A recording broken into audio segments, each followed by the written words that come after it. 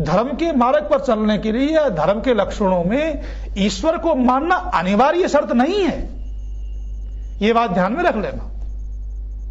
धर्म को मानना, ईश्वर को मानना धर्म के लिए अनिवार्य शर्त नहीं है। धर्म के मार्ग में ईश्वर को मानने से धर्म का जो मार्ग है वो सुगम हो जाता है, ये अवश्य है। क्योंकि जो ये व्यक्ति जान लेता है ईश्वर सब जगह है, वो जहां भी हम पाप कर्म करते हैं या धर्म कार्य करते हैं वो हमें सब जगह साक्षी भाव से देख रहा है, तो हम पाप कर्मों से बच जाते हैं और अच्छे मार्ग की ओर चल पड़ते हैं।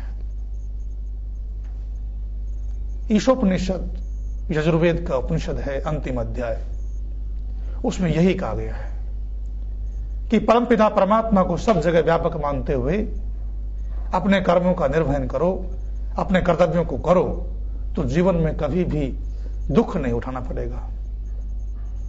ईशावास्यम इदम सर्वम यत् किंचित जगत्याम जगत। इस संसार में जो कुछ भी है वो सब ईश्वर से ढका हुआ है, उन सब स्थानों में ईश्वर है। इसलिए ईश्वर को साक्षी मान करके यदि कर्म करोगे तो तुम कभी भी संदेह भाव में नहीं पड़ोगे। अगला मंत्र यह कहता है कि ईश्वर को साक्षी मान करके कुर्वन्ने वेह कर्माणि जिजी विशेषतम क्षमा।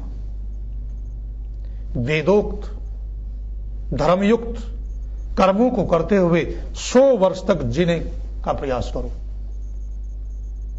कैसे कर्म करो? धर्मयुक्त करो, वेदोक्त कर्म करो। उन कर्मों को करते हुए ही 100 वर्ष तक जीने का प्रयास करो।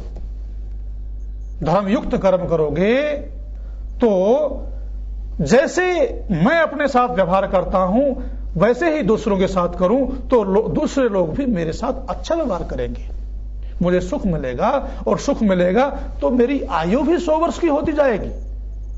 क्योंकि सब दृष्टियों से, चाहे प्राकृतिक पदार्थों में संतुलन करने की दृष्टि हो, चाहे अन्य जड़ पदार्थों में संतुलन करने की दृष्टि हो, चाहे प्राणियों के प्रति, मनुष्यों के प्रति मित्र की भावना की दृष्टि हो, सब दृष्टियों में धर्म का हम पालन करेंगे तो उस धर्म का पालन करने से हमें सुख मिलेगा।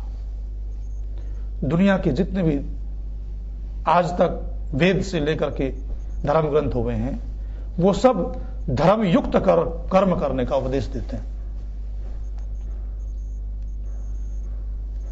मैंने बताया था कि धर्म का मतलब संप्रदाय या मजहब या पंथ नहीं है। संप्रदाय, मजहब, पंथ तो अनेक हो सकते हैं, परंतु धर्म एक ही होता है और वो ईश्वर प्रणीत होता है। धर्म, संप्रदाय या पंथ तो व्यक्ति स्थापित करते हैं और धर्म को स्वयं ईश्वर स्थापित करते हैं, हमारे अंतःकरण में धर्म के पालन की प्रेरणा देते हैं।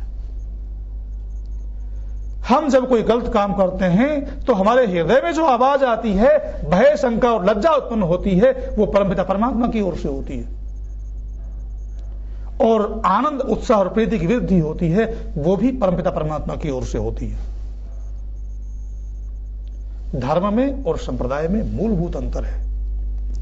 आज जो ये कहा जा रहा है कि संसार में धर्म के नाम पर लड़ाई झगड़े हो रहे हैं या होते रहे हैं या होंगे, ये मिथ्या है। वर्तमान में लोगों को धर्म की परिभाषा समझ में ही नहीं आ रही है, धर्म क्या होता है ये जानते ही नहीं है। और एक और बात का बहुत जोरों से प्रचार किया जाता है, मजहब नहीं सिखाता आपस में बैर रखना। एक तरफ तो ये कहते हैं कि धर्म के नाम से झगड़े होते हैं और एक तरफ उससे विपरीत बात कहते हैं कि मजहब नहीं सिखाता आपस में बैर रखना,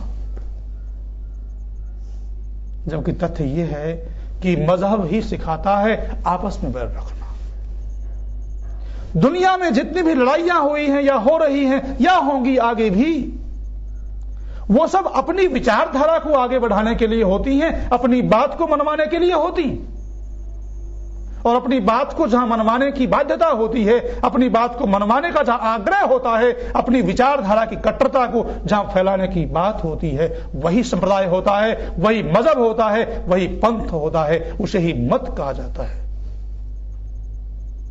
यही कारण था कि हमारे देश भारतवर्ष में विदेशी लोग एक हाथ में अपने संप्रदाय की पुस्तक को लेकर के और एक हाथ में तलवार लेकर के यहां आए थे। उस तलवार के बल पर और उस अपने संप्रदाय की पुस्तक के बल पर सारे देश को अत्याचार से युक्त कर दिया था, सारे देश पर अन्याय ढाया था। वो धर्म के नाम पर नहीं हुआ, संप्रदाय के नाम पर हुआ। धर्म तो ये सिखाता है, धर्म तो ये कहता है, हे प्रभु, धर्म का अनुयायी, वेद का अनुयायी, सनातन धर्मी प्रातः उठते ही मैंने बताया था कामना करता है, हे प्रभु सर्वे भवन्तु सुखिनः, सब सुखी हों, सर्वे भद्राणि पश्यन्तु, सब अच्छा देखें, सर्वे सन्तु निरामया, सब निरोग हों, मां कश्चित् दुख भाग भवेत्, किसी को कोई दुख नहीं हो। सनातन धर्मी तो यह मानता है कि चाहे वेद को मानने वाला हो या न हो, आस्तिक हो या नास्तिक हो, राम को मानने वाला हो या रहीम को मानने वाला हो, कृष्ण को मानने वाला हो या अल्लाह को मानने वाला हो, हे प्रभु सबका कल्याण करना। सनातन धर्म के जितने भी ग्रंथ हैं वो सब इसी धर्म पर चलने का उपदेश देते हैं। जब अत्याचार और अन्याय उत्पन्न होता है, जब अत्याचार और अन्याय धरती पर प्रादुर्भाव होता है, तो इसी धर्म की रक्षा के लिए हमारे महापुरुष अवतरित होते हैं। गीता का आरंभ तो धर्म से ही हुआ है।